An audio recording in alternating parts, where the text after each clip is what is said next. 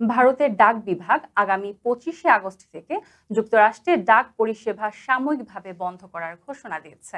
যুক্তরাষ্ট্রের নতুন শুল্ক নীতির কারণেই এই পদক্ষেপ নেওয়া হয়েছে বলে জানিয়েছে ভারতীয় ডাক বিভাগ।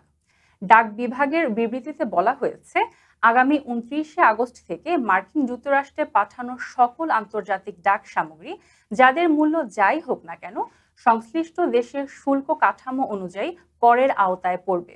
এর পেছনে রয়েছে মার্কিন প্রেসিডেন্ট ডোনাল্ড ট্রাম্পের 30 জুলাই নির্বাহী আদেশ, যার মাধ্যমে $800 পর্যন্ত আমদানি করা পণ্যের শুল্ক মূল্য সুবিধা প্রত্যাহার করা হয়েছে। তবে $100 মধ্যে মূল্যের চিঠি, নথি ও উপহার সামগ্রী শুল্কমুক্ত থাকবে।